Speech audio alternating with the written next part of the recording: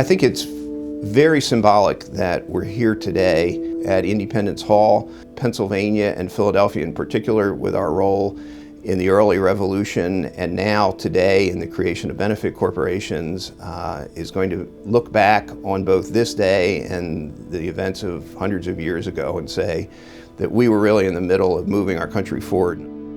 People ask, where does the idea for legislation come from? I was traveling down the Pennsylvania Turnpike listening to public radio, and there was a report on this national movement to create benefit corporation statutes in each of the 50 states, with the idea being a blending of the for-profit ideal and non-profit idealism, merging those two together to create benefit corporations, a whole new concept of social good and a whole new type of corporation in Pennsylvania. I believe we are riding a wave. I believe we're at a very exciting time in the history of American capitalism. I have spent my life practicing corporate law. I have, in my practice, largely represented management and major shareholders. I am, by nature, a conservative person. I'm a registered Republican. And yet I find that the benefit corporation is something that is very attractive to me because it's a way of dealing with very real problems in our society that I believe we need to address in a way that I think is the only real way possible today. We're just about to enter a major national debate in which we're going to be considering how we cut back on the size of government, how we reduce our debt, how we reduce the scope of government programs. And yet at the same time, all the problems of poverty and inequality and environmental issues and pollution are still there.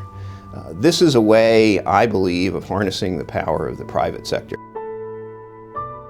We brought everybody to the table. That covers the political spectrum from far left to far right, and in fact had unanimous passages in committee, both Senate and House, and out on the full floors of the Senate and the House. And then, of course, the end of the process is the governor's signature, and we were happy to have Governor Tom Corbett sign on and make this statute the law of the land.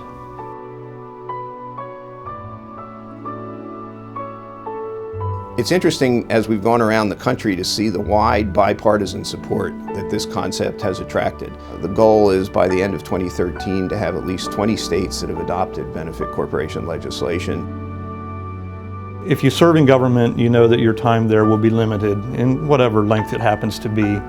But for me personally, I think as I drive out of the parking garage at the state capitol, that one last time, put the keys in the car and drive out, I'm going to look back on benefit corporations as perhaps the most significant thing I've done during my time.